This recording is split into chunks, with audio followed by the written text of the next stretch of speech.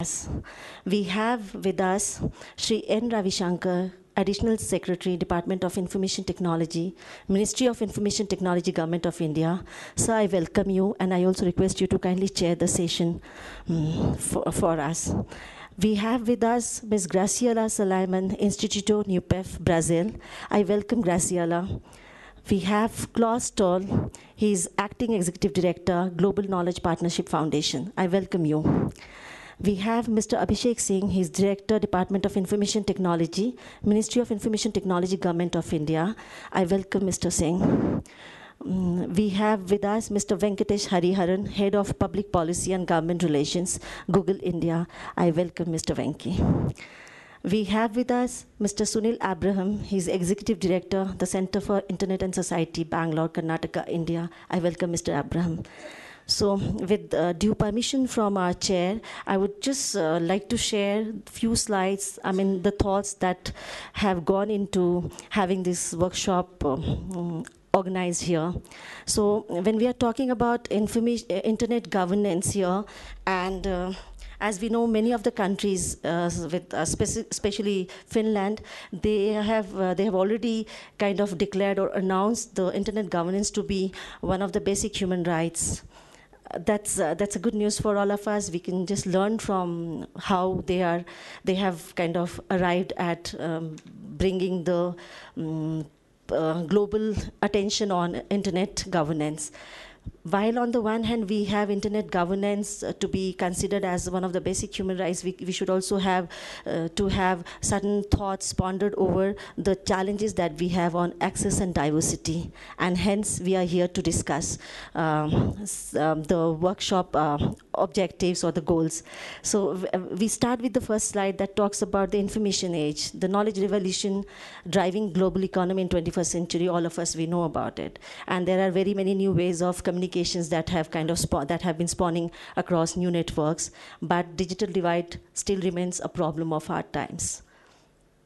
Now, what do we, when we are talking about broadband internet, what do we understand? So few thoughts, perhaps these are all biased or partial or just one perspective that we have been able to present to you here are, when we are talking about broadband internet, it is an always-on high-speed connection. That's how we understand broadband.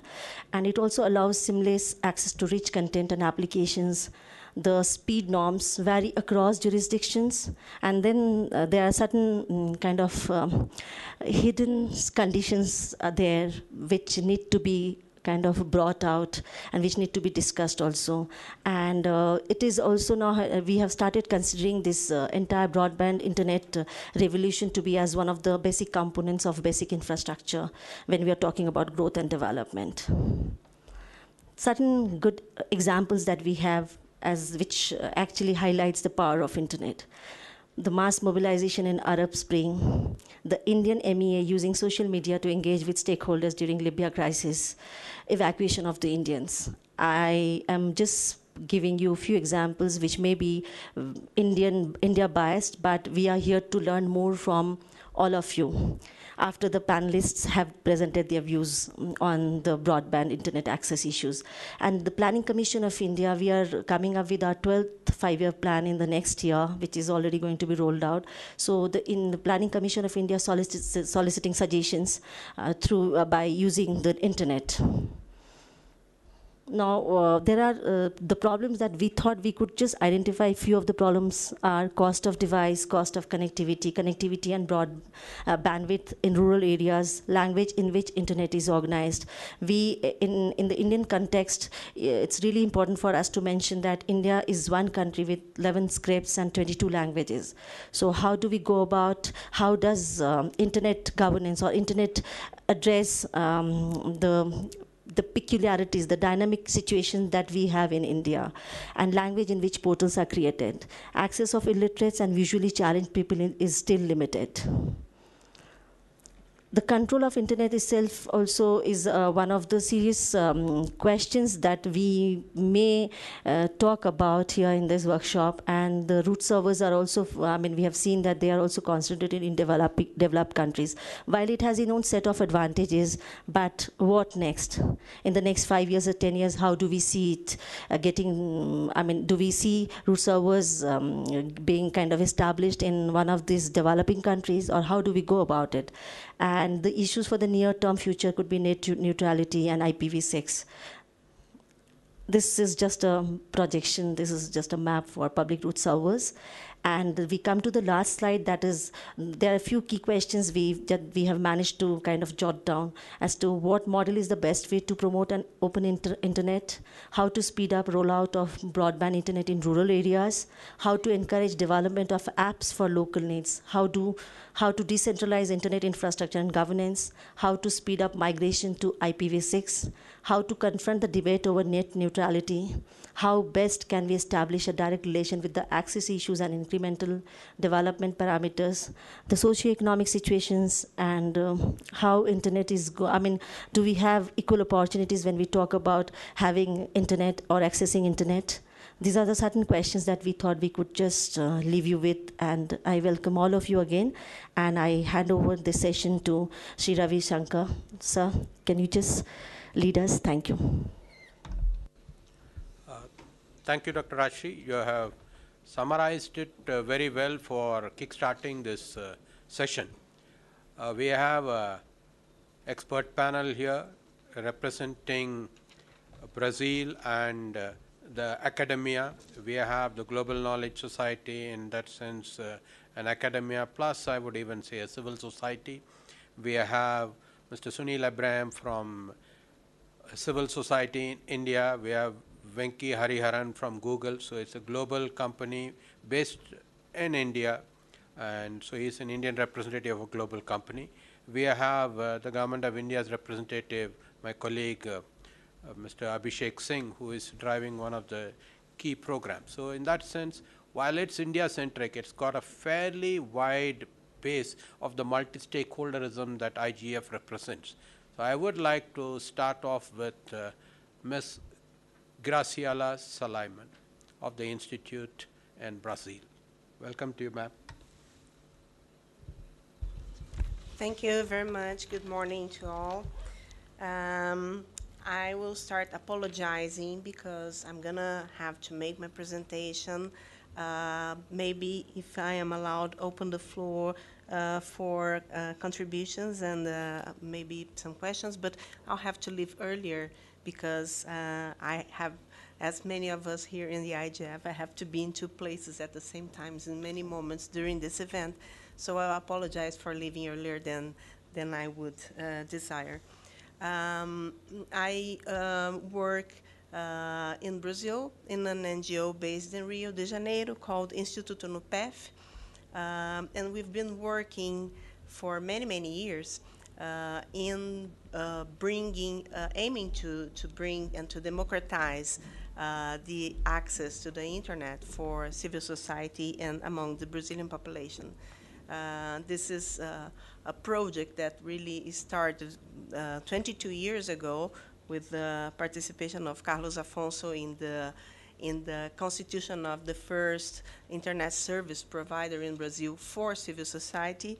And it continues in different levels over the time, changing the profile of the organization, but with the same mission, which is to democratize not only the access to the internet in our country, now the access to broadband internet as well, but also the citizens' participation and the appropriation of the possible uses of the internet for the strengthening of civil society and for the citizen use and democratic uses of the internet by the citizens, by civil society.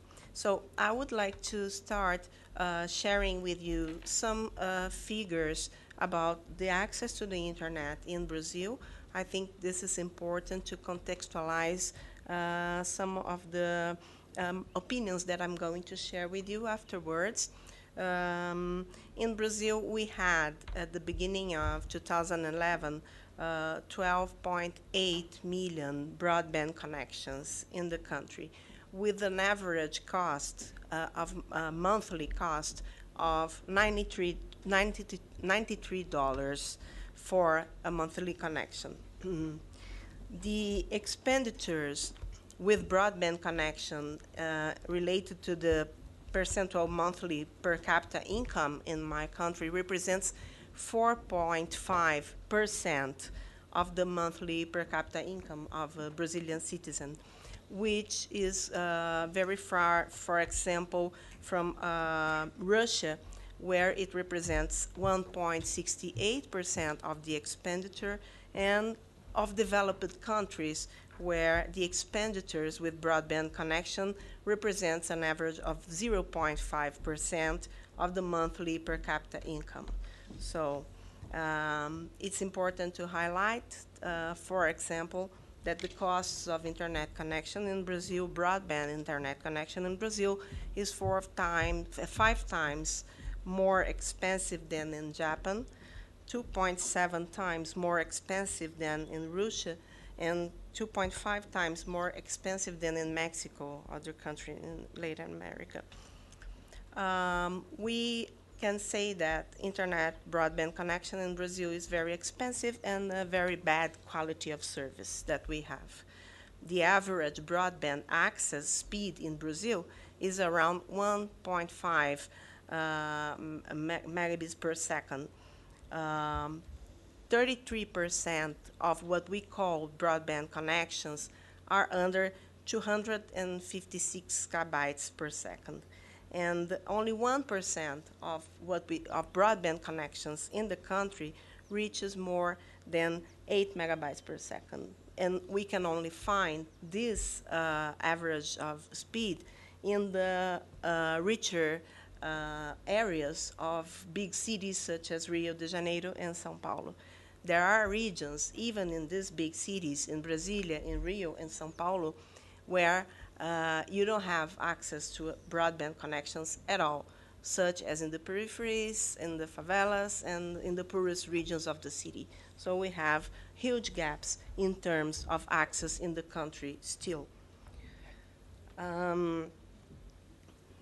In terms of diversity, I think it is important to highlight that we lack diversity in terms of the market share of offer of broadband internet connection. Actually now, 3 companies hold 84.3% of the market of broadband connection in the country. And we cannot say that we will have policies that enhance competition in this area. It is a very concentrated market, which is not different from our medias in Brazil. We also have a very concentrated market in terms of the ownership of newspapers and other kinds of what we call traditional media, such as TV and radio. This is a market traditionally is part of the Brazilian history to have a huge concentration and cross ownership. I mean, the same company owns different kinds of media. There is also a lack of diversity in terms of the access to broadband connection in rural and in urban areas. Of course, Brazil is a huge country. We know that the challenge to reach our more than 5,000 municipalities is really considerable, but we still have more than half of Brazilian municipalities without local access to broadband connection. And this is something that we are expecting our government to address in its the policies that are being developed and discussed in the national level. Many times when people talk about access to the internet, we hear from experiences from other countries related to the mobile telephony as a possible alternative to the access to the internet. And in Brazil, it's a fact that mobile has reached a huge amount of the population. Actually, we have more mobile phones than citizens in the country. But this doesn't mean that we have an alternative to face the problem of the access to the internet, because 83% of the mobile phones are in the modality that we call the prepaid mobile phones. So a person pays about 10 reais, 20 reais a month to have a mobile phone and receive calls and SMS messages, but you cannot use it. It's a very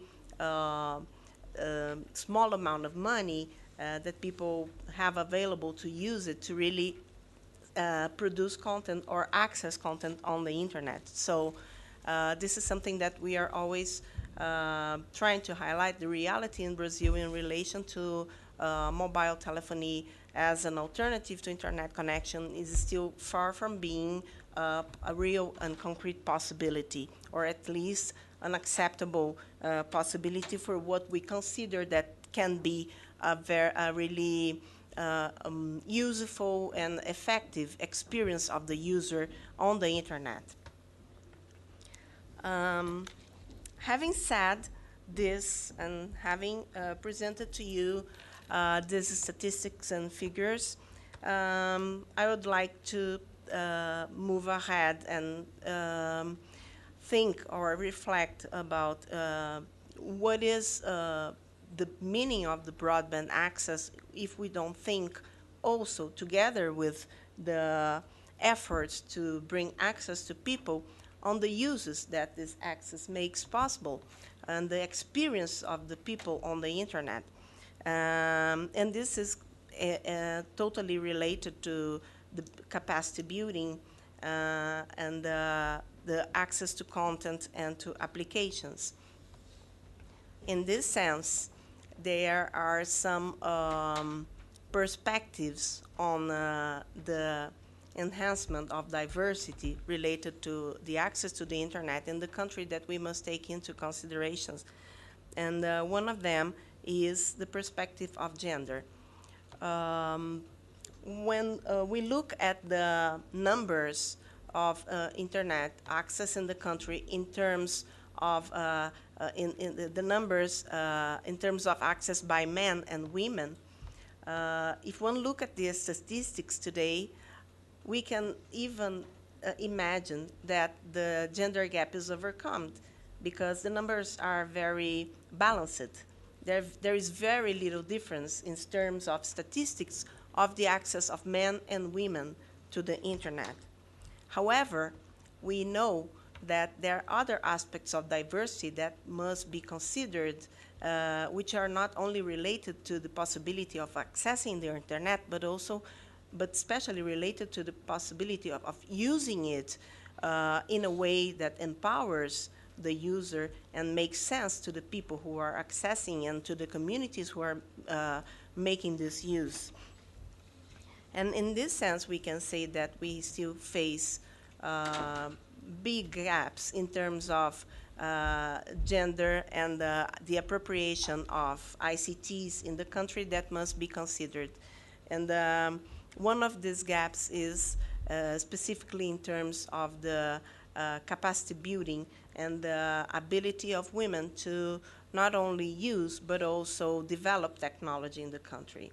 The reality that we have is that this is a field of knowledge and a professional area where the presence of women is still very far from the ideal, and there is no presence, at least consistent presence of women as technology and, for example, software developers and engineers, and in the careers that are related to the development of technology in the country. This is specific important when we take into consideration that technology is not neutral and it brings embedded in itself values and worldviews and culture traditions that we carry, and bringing more different perspectives in this possibility of developing technology is extremely important. And we at the organization that I work with and which I represent, we defend that the enhancement and the development of policies who not only stimulates a wider participation of women and the stimulation of programs that develop capacities among women, not only to use technology, but also to develop it, to think critically about it, is especially important. Moreover, we are convinced that the use of free and open software is a key factor in promoting more diversity in the developing of technology itself, for the possibilities that it offers to share, to modify, and, okay, I have 1 minute? Okay, I'll move on. So, still talking about the development and technology as an important part of our efforts of bringing meaning to the internet access is the aspect of technologies that enable people with disabilities to use the internet. In Brazil, we are still very far from where we would like to be in terms of the reach of people with disabilities to relevant content online. Even when we analyze, for example, governmental websites and websites that should be dedicated and focused on offering service for every citizen in the country, we realize that there is still not a culture implemented among our governmental institutions of using accessible technologies and using platforms and standards of design and of development of content that take into the consideration the needs of the people with disabilities. That and this is a main challenge that we have to face in order to permit more diverse internet and a more diverse possibility of access to content, especially the content that is supposed to reach every citizen in the country, which is the one that we can find in e-government websites. This is something that is I think it's very important to highlight and to think critically about it. In Brazil, we are at this moment trying to discuss a national broadband plan. It is supposed to be a government strategy to bring broadband access to all the municipalities in the country until 2014. However, we as civil society are still critical about the steps that have been taken up to now in terms of this broadband plan. We defend the idea that to have a more diverse internet, we have to have more dialogue with civil society, and this is something that we've been working in order to promote in the country. Open space for dialogue with civil society when thinking not only about the broadband plan, but we defend the need for a strategic plan in the long term for our country with the full participation of all sectors of society. This is also an issue that's not only related to the infrastructure and the physical access to the internet, but to the uses that broadband may represent in the lives of the citizens. So I'll finish it for now. I've used all the time I have available, and I'm keen to respond to questions if there is any. Thank you very much. Thank you, Ms. Graciela. Your inceptive insight into Brazil and the broadband initiative. I would now like to request the next panel speaker, Mr. Klaus Stahl, to give us a global perspective as he represents the Global Knowledge Partnership Foundation. So while we have had a Brazilian perspective, we would now like to have a global perspective, because the rest of the speakers would bring an Indian perspective to it. And for the benefit of all, I would like a limited presentation, so that the other participants here have an opportunity to bounce questions to you. Thank you. Thank you, Mr. Chairman, and thank you for the invitation, and it's an honor to be able to speak here, and I will try to follow your guidance. And unfortunately, I have to disappoint you in one point.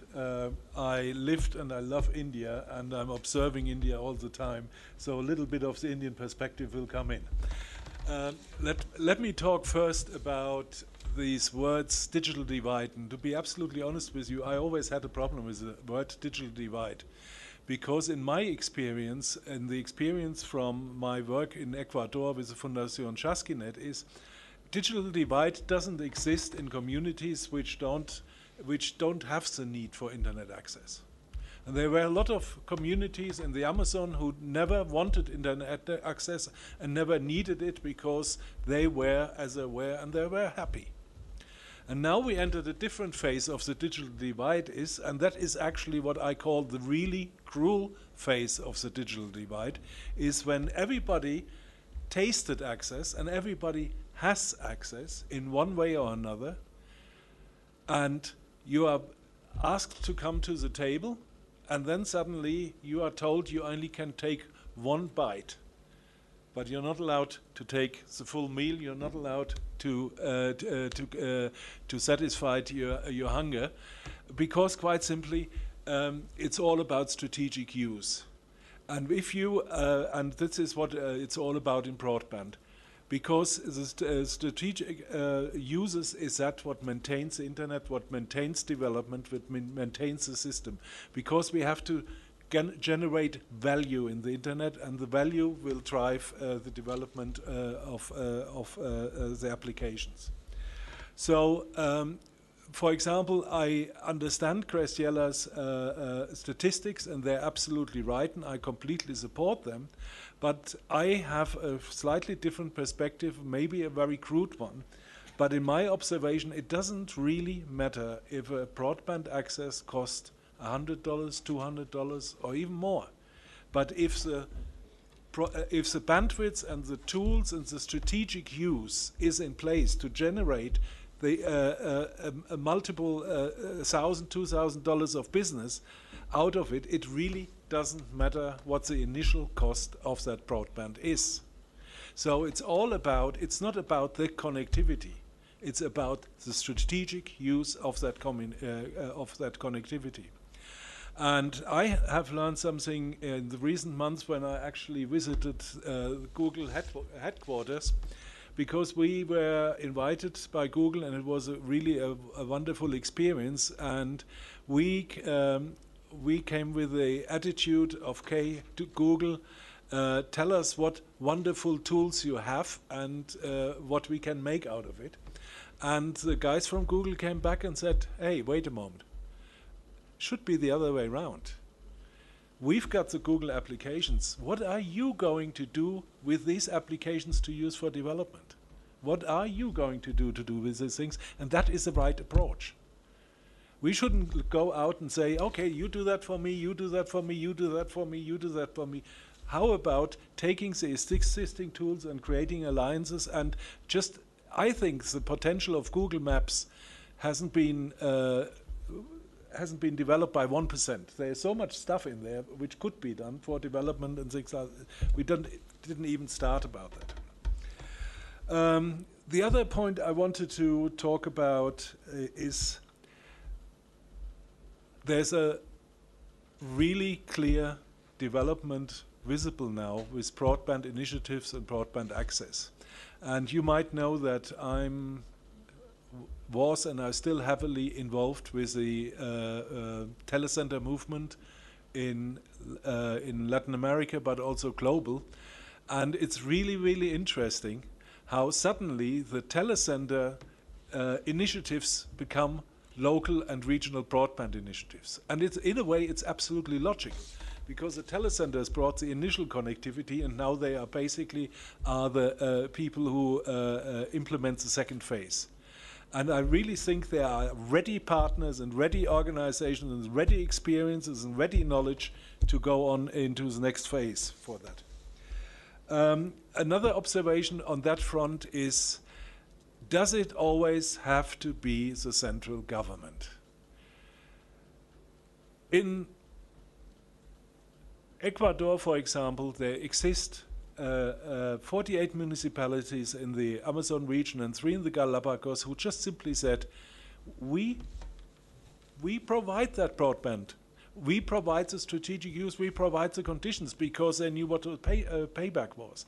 And they worked together with the private sector, they worked together with the governmental sector, they brought in the social sector because they found out that the social sector had actually a lot of knowledge what they needed to make that what for and how to going. And I think that is, as long as the governments create the conditions for local initiatives to establish themselves, there's nothing wrong with doing it on the local basis. Last point which I want to make, and it is actually a very passionate one, why are we always look for the gaps and the problems and not also have a look at the positive example and the things which are actually going wrong? We are sitting here, the IGF, and I think we should make a list of how many conversations we hear and we are involved in and saying, that doesn't work, that government is doing wrong, and ICANN doesn't work anyway, and things like that. And actually the truth is exactly the opposite. ICANN is something which has millions of faults, but it works. And we still have the internet, and we have a very, very good internet development. So there's nothing wrong with ICANN. It's wrong what we do with it and not getting engaged and making it better. And for example, the establishment of the new non-commercial user group or constituency of ICANN NPOC is one example of that. A very simple example, but ICANN is able to respond to these things. Why don't we talk about the positive of some examples of strategic use of connectivity of broadband access around the world? And another thing is quite simply, I know India and I traveled India for the last 15 years. And if I was an Indian and look what's happening on the internet, I would be terribly, terribly, terribly proud. Because India's done great stuff, and there's a lot of things India has to learn and can learn from other one, but also India can, others can learn a lot from India. Don't let's always look on the bad points. Let's learn to transfer and interchange the knowledge on the good points. And that's all I want to say. Thank you very much. Thank you, Klaus. And now let me shift gear from the Global Knowledge Partnership to a global corporate Google. Google is entrenched in India. Venki is part of the Google in India. So I think an Indian flavor, but a global perspective. Thank you. Is this on? Okay. Thanks, Mr. Ravi Shankar. I would like to share a global perspective of policy. And yesterday I was at the ministerial, which was running the whole day, and I was very happy to see that everybody is talking about, how do we increase broadband penetration, how do we increase content in local languages. So on those fronts, I feel that policymakers are pushing the right buttons. At the same time, having been a policy person for the last 7-8 years, there is one big red button which I see policymakers pushing. And the experiences of the last 1 year we have seen is that, when it comes to a crisis situation, one of the easiest things for policymakers to do is to, reach out to the platforms, the networks on the internet, and see how they can try to control and censor that. And I would say that that's a really serious issue that policymakers need to evaluate. The concern is that when platforms are held liable for the content on their networks, it has a chilling effect because we are user-driven platforms. We basically aggregate content from across users, and we are not a centrally command and control kind of a network which is editorially driven. So the way policymakers handle that needs to be managed in a different way. What I'm happy to see is that there is huge investment in the pipes and the networks that's happening, and that I think is the right thing to do. But the governance of those networks, the rule of law, the processes of law that manage these networks is also very, very important. Just having the fat pipes, just having the networks is not enough. How do we govern these networks is a very, very important issue. And there, I think in the last 1 year, we have seen, the global experience that we have seen is there's it's very easy to grab hold of the platforms and say, take down this content, take down that content. But what is important for networks and for platforms to thrive is a stable policy environment. And a stable policy environment is derived through the rule of law. There has to be clear rules for taking down content, because end of the day, platforms have two responsibilities. One responsibility is to the users, and the other responsibility is to the lawmakers. And I can say that very confidently, I can say on behalf of the industry is that whenever there have been issues around terror attacks and those kind of law enforcement challenges, I can say that very confidently, I can say on behalf of my colleagues and counterparts in other companies and on behalf of the industry is that we have gone over and beyond the requirements of our jobs to help out law enforcement agencies. But at the same time, what we need from policymakers is a very stable policy environment which enables us to go out and work with industry, work with other counterparts in industry, work with the government to advance the cause of the internet in the global sphere.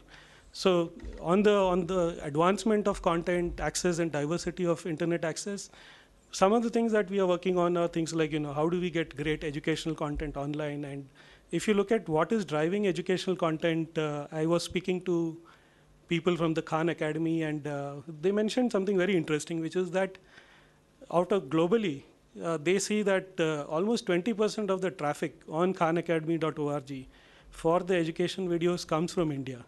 Now, if you look at the Indian scenario where most people are accessing the internet from their offices, they are accessing it from cyber cafes, and there's only a small percentage, or about 30% or 40% that's accessing it from their homes. What it means is that the thirst for that kind of content and the thirst for knowledge and the demand for content is so high that people are overcoming huge numbers of barriers to access the internet. So I think those are areas where we can work with the government, where we can work with other counterparts in industry, with non-profits in the education space. But I think the biggest issue that we need from policymakers, the biggest support we need from policymakers is a stable policy environment, a clear-cut due process of law, which allows us to kind of focus on working and satisfying the demands of policymakers as well as our end users. I think there's a huge temptation to grab hold of the platforms, and again, I'm repeating the fact that this is something that we have seen across the world, and this is an issue that was not flagged in the ministerial yesterday, and which is why I want to kind of place it on the table.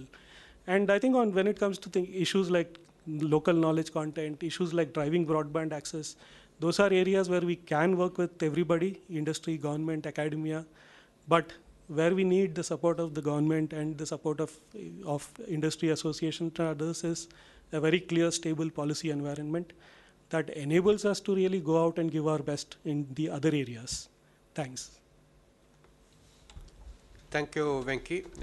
That gave us insight into how a global corporation looks at a country and the environment with which you work, and it adds to the dimension of the dialogue that is going on here. The civil society in India is pretty vibrant, and Mr. Sunil Abraham represents one of the very well recognized civil society. I'd like to request Sunil to present his perspective on the access and diversity, which adds to the flavor of this IGF, Internet as a Catalyst of Change. Thank you so much, sir. For my presentation, I'm hoping to focus on 3 stories and draw out some learnings from those stories that are relevant to broadband access, particularly from the lens of intellectual property. The first story is from Tajikistan. And when I came to this IGF at a meeting yesterday, some people were discussing the proposal from Russia, China, Tajikistan, and Uzbekistan.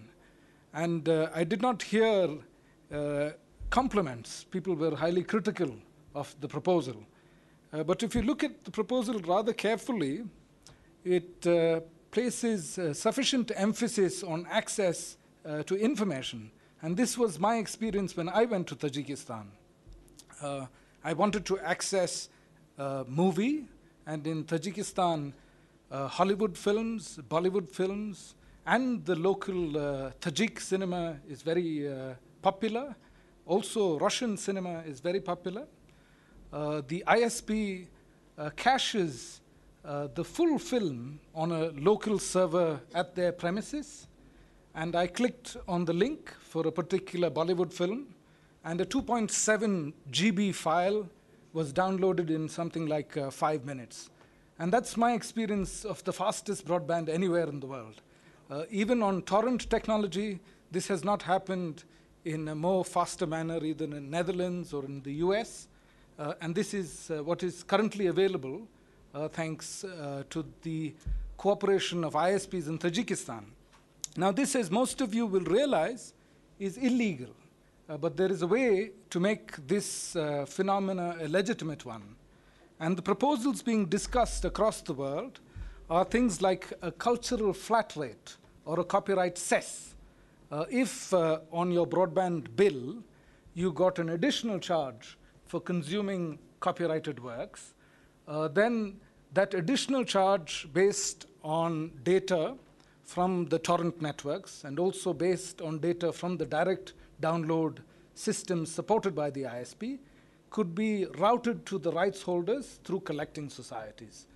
So what is technically a useful solution can also be made legally a legitimate solution. The second story is from China and from the factories of Shenzhen. And I have a demo item here. I don't have a PPT, but I have something to show and tell. This is a phone branded in India and sold in India, but made in Shenzhen. It's called the Spice Popcorn M9000. It costs $150 in comparison to my Canadian BlackBerry, which costs $300. There are many features that both the phones share. For example, audio recording, video recording, support for internet, etc. But let me, for a moment, focus on the features that is available in this $150 phone, but unavailable in the $300 phone. To begin with, receiver for FM radio, receiver for terrestrial television, a projector, which works not very well in this room, but here it is. In a darkened room, you would be able to get a screen roughly the size of a television. Unlike the BlackBerry, this phone has boombox speakers so that it can fill a room with music or audio. It ships with a tripod stand so that when you watch television on it, you can watch it usefully.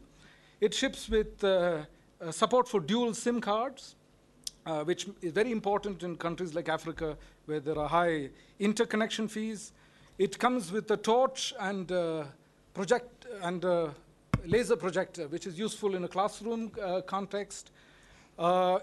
Usually Chinese mobile phones also ship out of the box with an additional battery, which is very useful in a rural context. In India, in the so-called Silicon Valley of Bangalore, where I stay, we have 1 or 2 hours of power cuts on a daily basis. So it's much worse in rural India.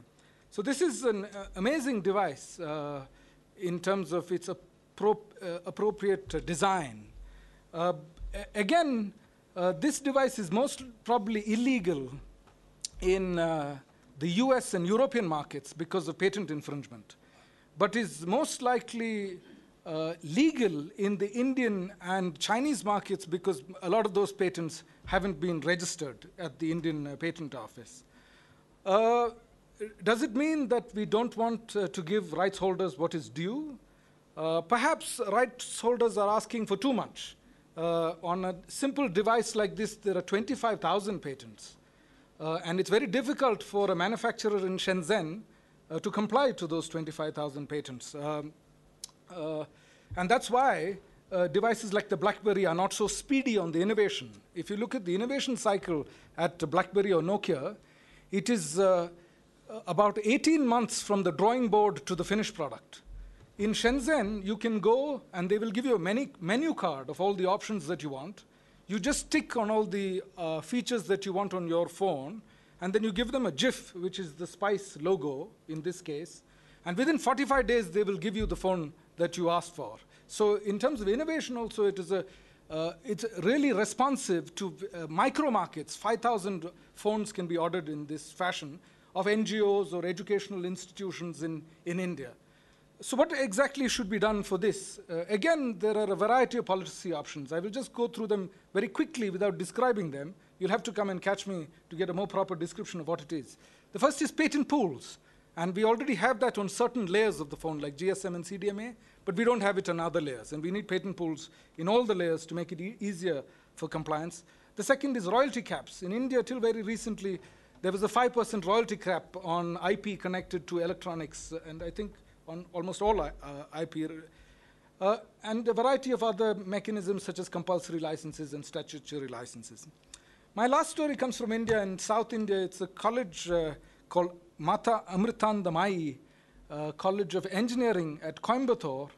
And the librarian there at that college put together an archive of electronic materials. It was a mix of proprietary content purchased legitimately, proprietary content that was pirated or there was some amount of copyright infringement, and also open content. It was all mixed together, and the librarian had managed to map the curriculum in that school and in the university system in the state to all the content that was in this repository. The size of the repository was 4 terabytes. So this is quite a significant repository that's very useful to the college community. And this repository, while if it were publicly available, as it was, is completely illegal. But perhaps if it was available only within the college intranet, and there was quite a sophisticated intranet there, then that could be considered potentially legal under the education exception. And unfortunately, most of the education exceptions in copyright law have been designed for the pre-internet age, and it takes a long time for countries as large and complex as ours to update copyright law.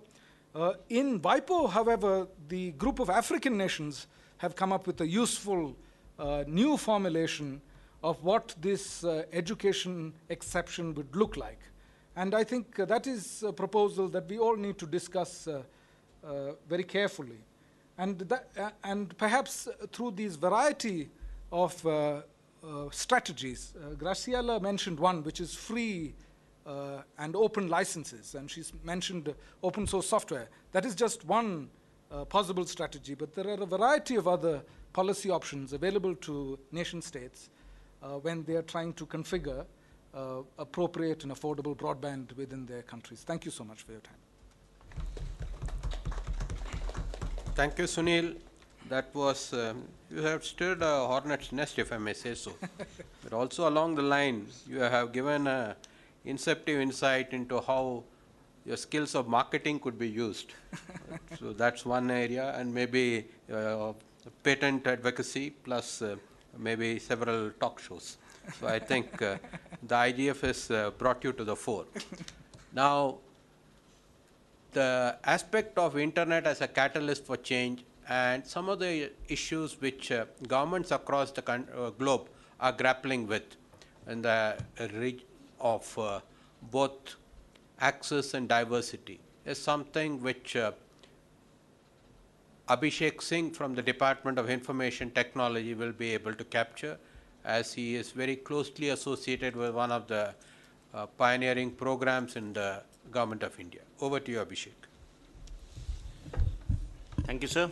In fact, I must say that the thoughts which have been so far been shared with regard to access and diversity of broadband internet has by and large covered most of the aspects which most economies, most countries, developmental economies in particular, are facing with regard to making internet a basic right for all people of their countries, citizens of their countries. And today, internet is regarded as one of the key infrastructures. It's like I would say as important as a highway. Like, for example, yesterday when we were coming from the airport to our hotel here in Nairobi, It took us pretty long, and we always felt that 15-kilometer drive should have taken 30 minutes at most, but we took more than 2 hours. And the thought that immediately came in was that why is it so? It was primarily because a lot of construction is on and a lot of the highways are being widened, and it is felt that that once this highway is ready and is made in a proper shape and it's made available to all, people will be able to travel these distances much faster. The same applies to the internet also. Like when we say that access to internet is to be provided, the first and foremost thing that we have to focus, especially in the developmental economies, is that how do we ensure that, like a highway is to connect every village in a country, similarly the broadband pipe, the internet pipe must reach every citizen there. It must reach the last mile. And it is easier said than done. Like if we look at the options we have in cities and the options we have in our offices, we have multimodal ways of connecting to the internet. It can be a broadband, it can be optical fiber network, it can be a wireless network, or it can be the 3G network or the 4G networks that we have on our phones. But there are still large sections across the world, large villages, large communities, which are not yet being given access to a reliable and assured network. So the prime focus when we talk about access to internet is that how do we ensure that this is done? Every person in the world has access to an internet service delivery access point. We in India face this as a considerable challenge, because when we started the exercise of making public services available electronically to citizens, the issue that came to one's mind was that how it should be done to ensure that there is no digital divide and there is not a situation in which people who have access to internet will get better quality of services and people who don't, they will be denied the electronic services and as a result the benefits which come with that. So we thought of a means which is one of the largest initiatives in the field of telecenters, and it was felt that while taking fiber to the villages will take time, but at least a service delivery access point which has broadband internet connectivity has to be established in all villages of the country. And accordingly, we started a program for setting up around 100,000 kiosks which are managed privately, which are managed by private sector enterprise, and the government only provides them revenue viability gap funding, and their role was to ensure that they are active internet access points where the community can come, seek information, seek services, not only government services but also private services, and get all the benefits which internet brings to them. So that was the first step which we took, and it took a long time for us, more than 3 years, to set up around a network of 100,000 centers. These centers are delivering, and they are the prime means by which more than 60% of our rural community, they access internet. So access to internet has been addressed differently in different countries, but this is one of the ways which have been tried out. The next initiative, of course, with regard to taking the entire masses onto the internet would be how do we expand this? How do we make it cheaper? Though our internet access points in the rural areas are much cheaper than what Brazil has. In India, in fact, it's possible to get a broadband connectivity at $2 with the download limits of 1 GB per month, and of course it goes to around $8 if you want an unlimited access. So the internet access rates are less, but the problem is that the pipes are yet to be laid across all the villages, and to ensure that everybody has access to reliable connectivity. The second challenge which comes with regard to providing access is that how do we provide everyone a device with which he will be able to access, because the device prices have not come down as it has happened in the mobile telephony. So in this regard also, a lot of initiatives are coming up, especially with regard to the tablets and with regard to mobile devices which have come up. In fact, last week only I was in one of the premier institutions of India, the IITs, where they have developed a tablet which can connect to internet, which will cost around $35 only. So a lot of work and innovation is going on in that, and if the cost of such devices comes down, which can connect to the internet and which can provide information and services to citizens, there will be a rapid rise in number of people who are using net. And after the infrastructure, the connectivity part of the broadband and the device part of the challenge is addressed, the other key component will of course mean what do we do? What do we do when you have the connectivity as well as devices to access that? And that would require content, about which Venki was mentioning, that how do we ensure that relevant content is created in particularly in the local languages of when people live in, and which the content should be such that it addresses the fundamental basic needs of people across geographies. What happens is that the way internet has grown, especially the way the social media phenomena has happened in the last few years, what it has led to is that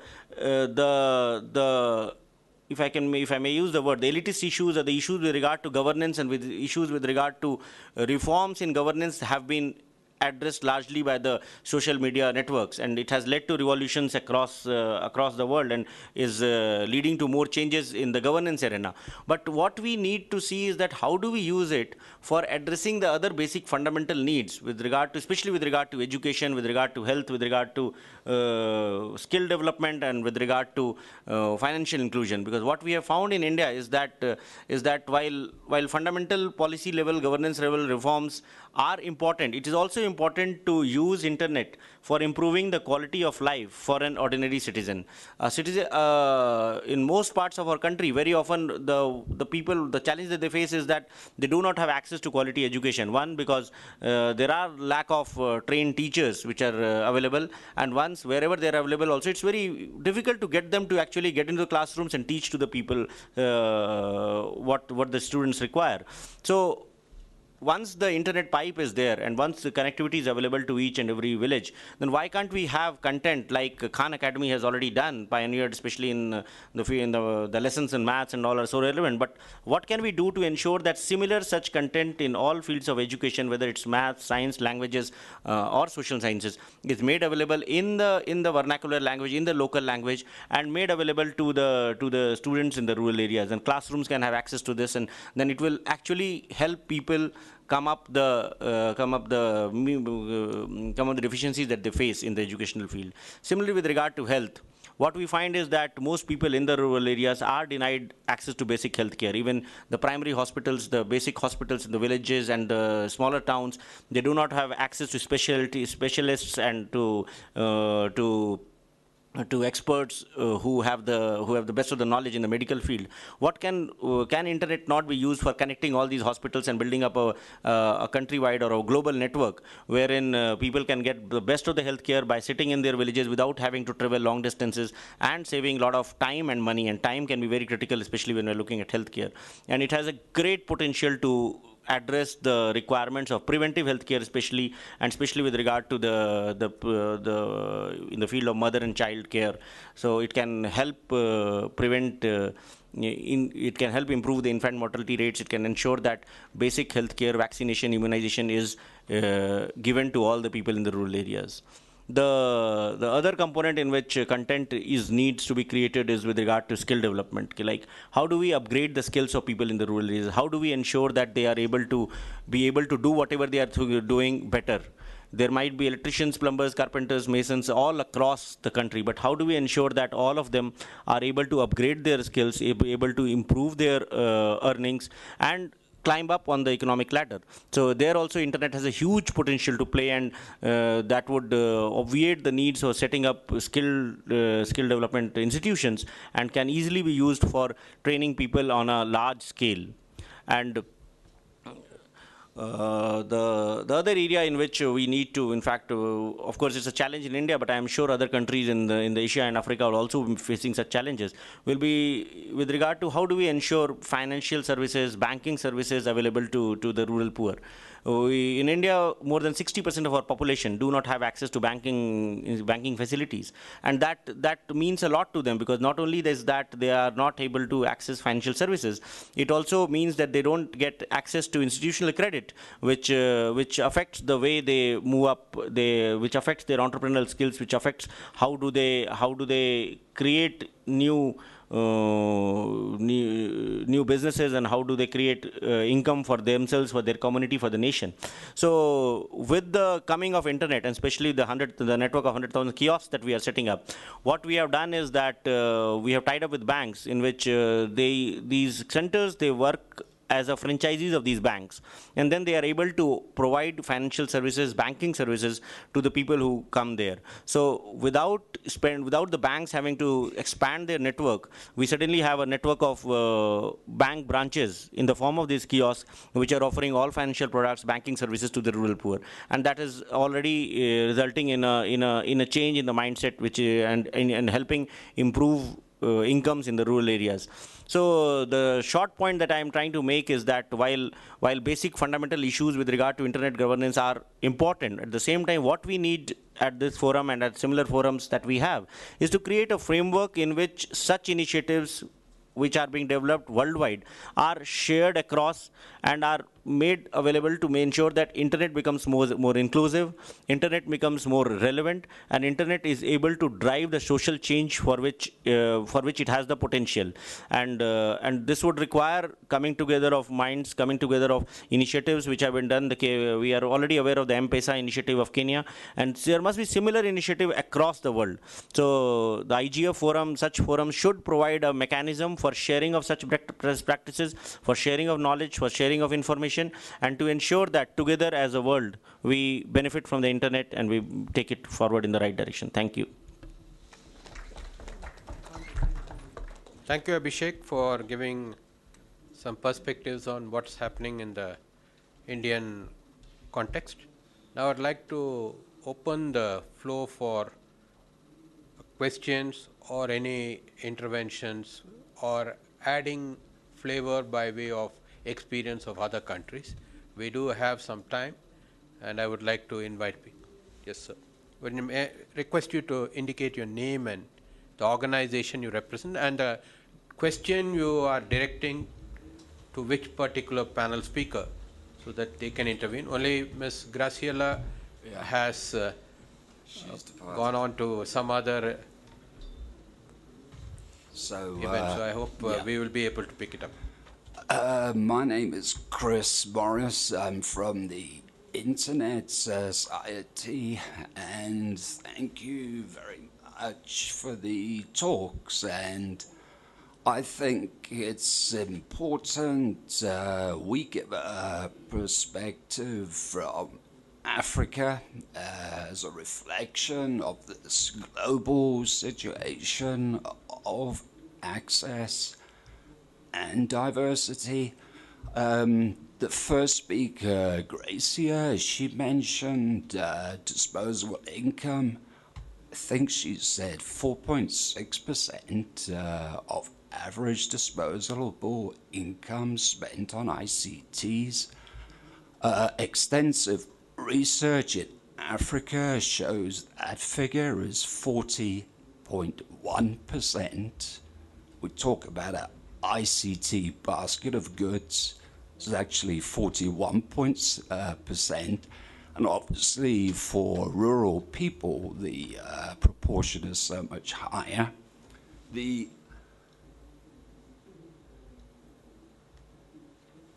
other important point is Africa has submarine cable, and we've seen international bandwidth decline from about $10,000 per meg with satellite to coming down to $600 to $300 per meg for international bandwidth. So change is taking place, but why do we still have this high cost of ICT basket of goods?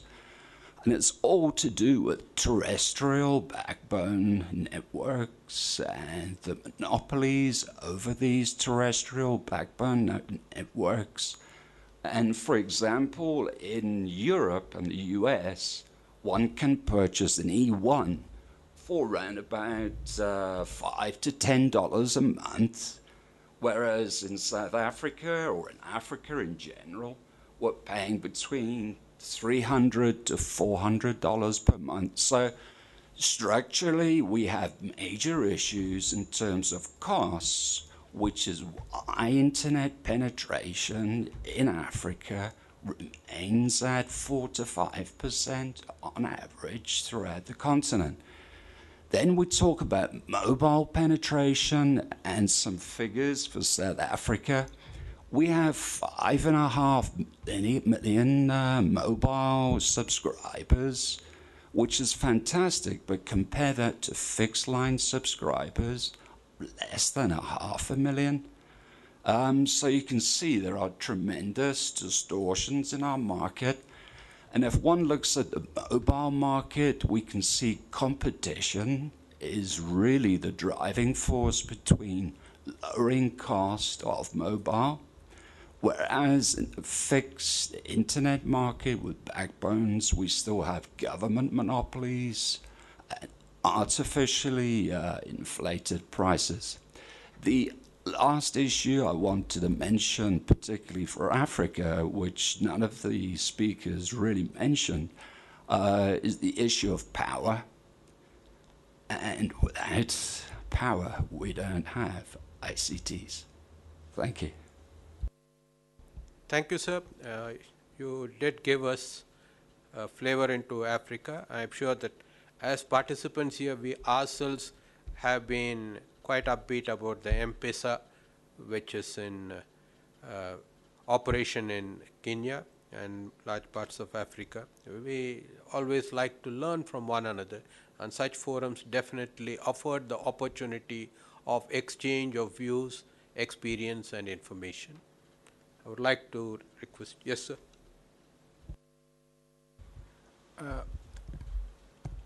Thank you for giving me this opportunity, and thank you for the excellent presentations. My name is Meoli Kashorda, and I work for the Research and Education Network of Kenya, called KENET. I'm interested, when we started, I'm interested in learning a little bit more about the net neutrality issues. It seems to have been left out. And the closest we came is one of you said that there are governance issues for all the networks we are putting in place, and he didn't elaborate. I can't remember who it was, and I just wanted to know what all those are. We've got serious problems in this in Kenya in the governance of leased lines and open access to all these optical fiber networks for broadband. And I just wanted to hear what you have in mind.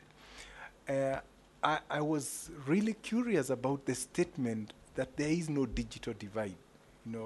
Really that the term digital divide is overused, and what we are really lacking is lack of value add. And probably having a global perspective, I would really have wanted to hear a little more about that, because all governments focus on flattening the digital divide, and what I hear you say is that what we should really be focusing on is what are we using it for? What value are we adding into the economy, not just having it at a low cost? Thank you. I'd like Klaus to take on this question. Yeah, I will try to answer your second part. We talked a lot about multi-sector partnerships, and to be absolutely honest, I hardly see any multi-sector partnerships working, because either it's the social sector who doesn't allow the private sector to make any money, or it is the governmental sector who doesn't want interference from the social sector. And the point is quite simply, we have to accept that internet access, bandwidths cost money, infrastructure cost money. And in order to have the right and the right of access, we also have to find ways to finance the whole stuff. It is wonderful and it is great, and I'm the first one who says it is a human right of access, but we also have to think about the human right of creating value and having to generate value to get food on the table. That brings me to the point of value added.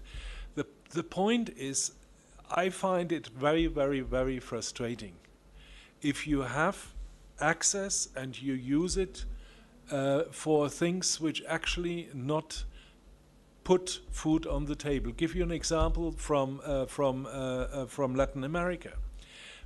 The Amazon nowadays is one of the best connected areas in the world, thanks to people like Carlos Alfonso from Brazil, thanks to a lot of people around. But if that access is only used for some oil companies to get their data and get remote control of their drilling fields, that is, for me, the wrong use. What needs to happen, and is already happening, for example, ecotourism. Yeah, ecotourism, to go to put a very straightforward example, just to go to a travel agent and to book something, the people who earn the money is the airline and the travel agent. And the eco lodge just survives. What now a lot of lodges doing in Latin America, they're creating customers over the internet. They talk to them via Skype. People who are coming there are informed about the community long before they go and long after they left. And there is a value added, and the people are quite happy to pay a premium. And there are many, many examples where that strategic use, that value added, can be generated. And a lodge which generates $10,000 a month more because of the internet is very happy to pay $100 for the infrastructure to get it in. And there are different levels. It not always works on things. It even works with very small and medium enterprises. A simple example, again, is, for example, with fishmongers in Ecuador. The fishmongers in Ecuador, the ladies who make a turnover of about $2 or $3 a day, for them it makes a hell of a lot of difference to having to go into town and to find the customers, or to pool via the internet in the telecenter their catch and sell it off to a wholesale dealer. Makes a hell of a lot of difference. What does it cost? Pennies. What does it organization? Nothing. And for them, it makes a difference maybe of $1 or $1.50 a day, and it costs them 3 cents. It's all scalable. Thank you, Klaus. I think the aspect of net neutrality is yet to be properly addressed, but I will take any other questions before I ask Venki to address that. Okay, thank you so much, the panel, for giving me the opportunity. My name is Philip Adar. I work for Nokia Siemens Network here in Nairobi, Kenya. And I'm attending this IGA for the first time as an ISOC ambassador. But my question is basically from my own personal perspective.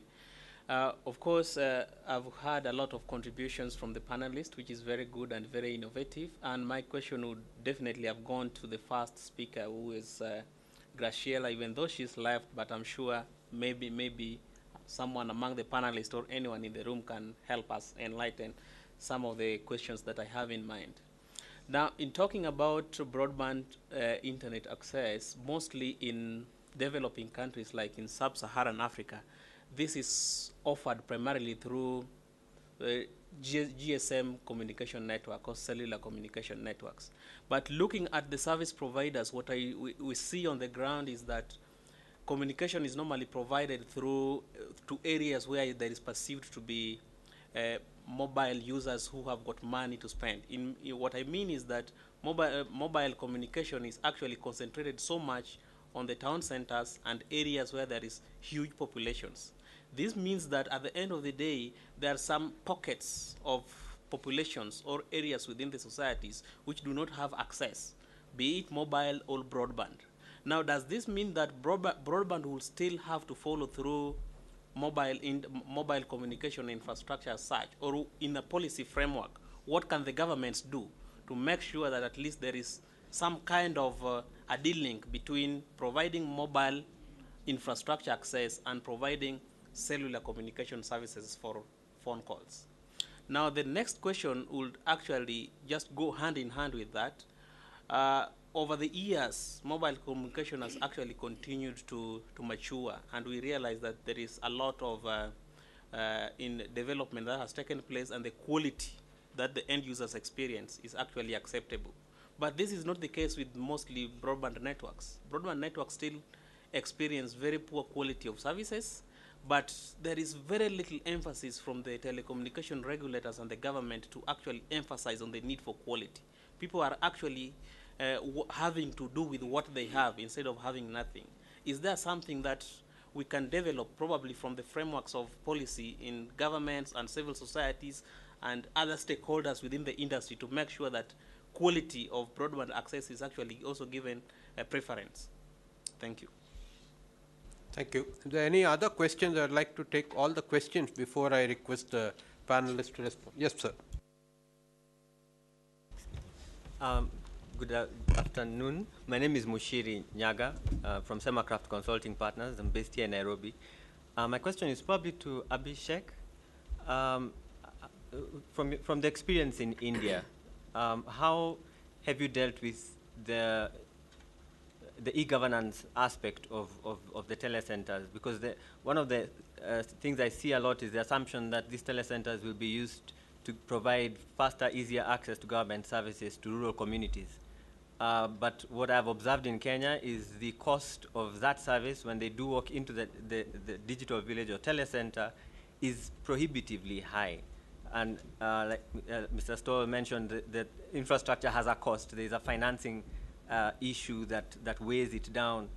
How does the government provide the infrastructure, the telecenters, and make those services available without compromising the competitive nature of the cyber cafe environment for the other commercial operators in the towns where the digital villages are located?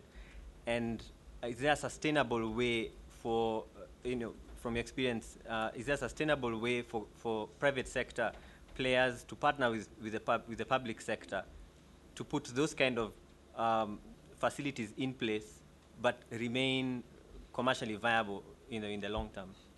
Thank you. Any other questions? Yes,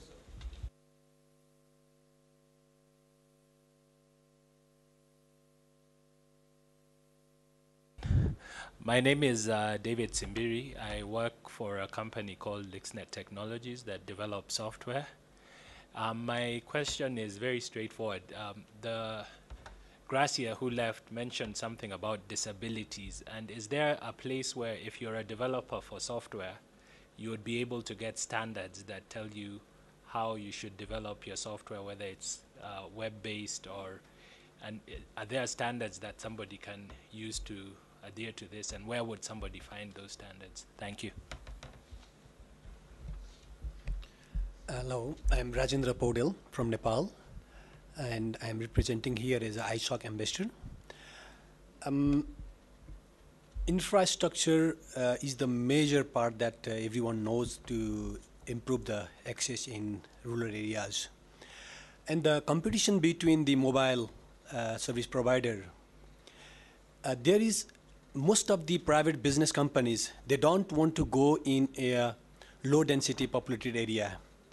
And those areas, even in India and Nepal and Pakistan, that the rest of the South Asian region, most of the rural areas has not access of mobile coverage. And I had one project in Madhya Pradesh of India in the village name is Chandari, that we have built a wireless network. And after 6 months, I get a report that our wireless network has not been used, and our data center web server is not used by people since last 6 months, and what sort of strategies that we should have to do. Then I just went there and collected data. I saw there that the heat of Facebook through their network is more than 30,000 per day. But their local server has less than 30 hits per day. So what is the problem there? There is not the question is access is there, but they are worrying about their content is not accessing by the people, and they are saying they are not the users, their server is not accessing by the users. But there is a Facebook, they are accessing 30,000 hits per day. So what is the things that? Are any more questions? Otherwise, I'll request all the panelists to pool their efforts to this thing. There is a question outstanding on net neutrality. Nokia Siemens had talked about mobile internet and other infrastructural issues. Web accessibility or disability issues were brought to the fore.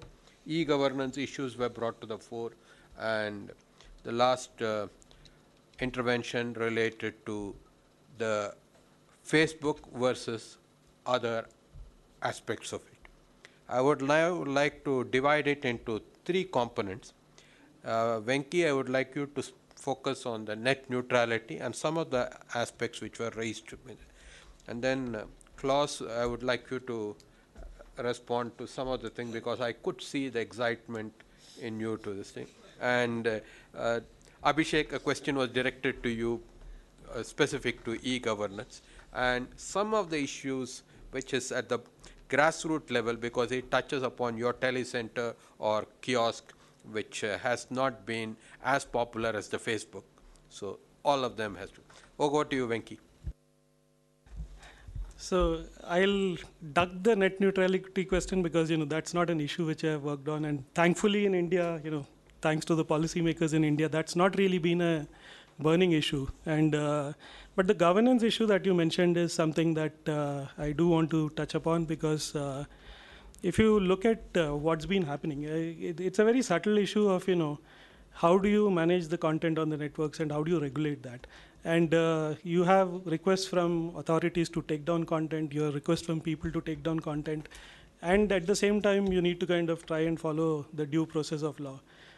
So our challenge has been how do we balance the rights of the users and how do we balance the requests from law enforcement authorities. And this we have seen as a global issue. I think what's been happening across the world, the Arab Spring, etc., is something that's very clearly indicative of that. And I think, no matter how much you discuss this issue, how do you balance the user rights vis-a-vis, law enforcement requests and requests of people to take down content? The answer again and again comes down to the due process of law. And it's very tempting for, policymakers and authorities to say that, we'll take some shortcuts and try to circumvent the due process of law. But I think the challenge with that kind of an approach is that while we are putting in the fat pipes in place, while we are putting in the networks in place, if the governance of the content is not managed through the due process of law, then there is a very difficult policy environment for platforms, for service providers, for blogs, for online video sharing tubes, for social media companies on the net. So then there is a lot of uncertainty. That becomes a very big challenge for the companies to manage. And then if you look at basically platforms and end users, we do not like uncertainty. So that I think is, I'm sorry that I'm avoiding some of those questions, but that's kind of a quick answer. Over to you, Mas. Very quick answer. Why don't they access the server? Quite simply because the content is completely irrelevant. And what a service provider needs to do is quite simply to find the relevant services for a community. And what is relevant is quite simply what makes a community, the individuals, the family, healthier and wealthier. These are the two criteria. And once you've got these strategic use, once you've got these instruments, that's what is simply something I don't understand. Because, yes, I'm a telecommunication company and I want to access a rural area, but I don't want to work with the social sector or with somebody local together to actually get the reason for the people to access my services. That's something which it seems to me very, very logical, but I see it very, very rarely. That's my simple answer to that. Look for the applications which makes the people in that community healthier and wealthier, and you've got a very good business model. Thank you, Klaus. I think Sunil has played a good role in pushing the government towards working on disability issues and web accessibility. Sunil, would you like to intervene? Very quickly to answer the question on accessibility, it's hugely important in countries like India. If you have text-to-voice and voice-to-text technologies, it's not just the 6% of people that are disabled that we're worried about. It's also the 5% of us who will soon become aged and therefore lose our faculties and then become disabled. Perhaps 30% of the population which is unlettered, so will greatly benefit from text to voice and voice to text.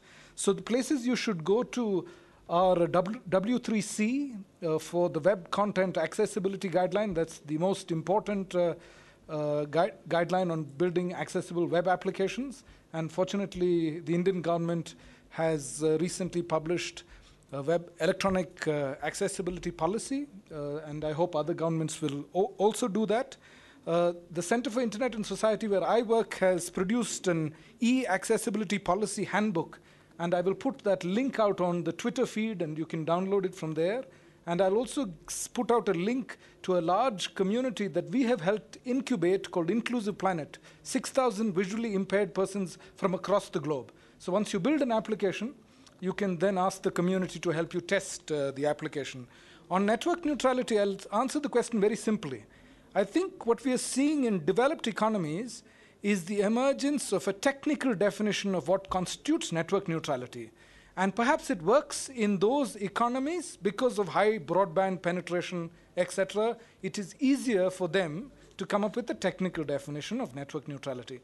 In developing nations, where, for example, in India, only 12 million have broadband, and perhaps Wikipedia and Facebook have entered into cooperation with a local telco, and then they're able to give some kind of walled garden access. Some people from a developed economy will say, well, that's not network neutrality.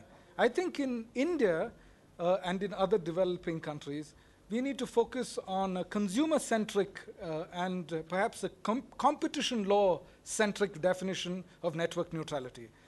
If two large companies are obviously engaging in antitrust behavior, engaging in anti-competitive behavior, then we have a competition commission, and the competition commission can address that. We don't necessarily have to develop very complicated technical regime to deal with network neutrality. I hope that answers the question. Thank you, Klaus and Sunil and Venki. Now I'd like Abhishek to round it up with the specific question on e-governance. Yeah, the question that you made and the observation that you made is that how do you ensure that such kiosks are viable and the private sector is excited to find value in such centers. In fact, what you said is very true. In fact, we in our country also have had a major challenge in order to ensure that these centers that we are setting up in the rural areas are viable and sustainable. Most private players, many of them actually had to close down shop because they could not make them viable. But there are the bigger majority, which are piping in more services to ensure that they make money, they run into profits. And the other challenge which you asked, that how does government ensure the cost of accessing public services does not go very high. For that, when we contracted out these centers to the private players, there was a clause in the agreement, in the contract, which said that the cost of accessing public services will be regulated by the government. So these centers were allowed to offer both public services as well as private services. He was free to charge, depending on the market forces, on what he will charge for the private services, but the cost of public services was regulated and was kept at a reasonable level. So that way, citizens who access services through these centers are not inconvenienced, and the private player who is running these centers, he makes his money by pushing in more services, by pushing in services which are relevant, by pushing in services which are in demand. So that is how these centers are viable and functional in the country. Coming to the broader question of access, I think governments across the globe will have to make investment to ensure that the way in which water supply, sanitation, road network, and elementary education have benefited by public investment. Broadband spread out also has to come about in a like manner.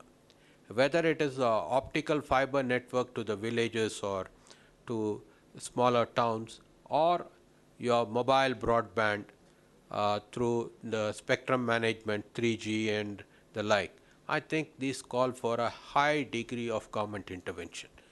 We have seen countries across the globe, developed and developing, embarking on similar ventures. The National Broadband Plan, which Ms. Graciela did allude to in the context of Brazil, similar such prospects are there for other countries. I would just like to mention that in India we do have something called a national knowledge network, which is a gigabit network connecting 1,500 institutions of higher learning and research across the country. It's a 2 Gbps scalable to 10 Gbps and above. Now that is for democratizing education. The other element at the basal level is the national optical fiber network. That is to interconnect 250,000 village councils called panchayats in India across it. So this is on the anvil. It should take about 3 to 4 years in building up this network. So the idea is that villages would have access. And point which was referred to the representative from the country of Nepal, I think it answers that. Once you have broadband, which is, I would think the intention is to have it at 2 Mbps. We should be having services available, and Facebook may have a competition. So I think these are all interesting times, and there is no escape from the fact that public investments are needed, because it's a price volume game, and governments will have to ensure that you drive public investment, and the remaining private sector participation comes in at a much later level in the end. And I think the mobile story in India, the way in which it has opened up 2G and so subsequently the 3G, etc. I think it's the basic cost of a consumer that drives the growth of mobile network. And similar such things, we will have to ensure that though the emphasis in the presentation by the representative of Brazil was that it's fairly costly. I think we need to bring down costs for broadband so that it actually can fuel demand. The more interesting point is content will come in only when there is demand. So it is ultimately a price volume game. So the more amount of broadband available, the more amount of content will be developed and will be pushed. I think the first step is governments across the world will have to step in to see broadband as available, essential commodity to all citizens. The internet access for all, and the internet as a catalyst of change. We should all endeavor towards this. Institutional and legal or regulatory frameworks can follow, but we need to have the basic infrastructure in place. I would also like to thank our host and the sponsor of this particular panel workshop, CSDMS, and Dr. Datta, for all the efforts put in to put up a panel of speakers here. I would like to thank all the panel members and all the participants here. Thank you very much.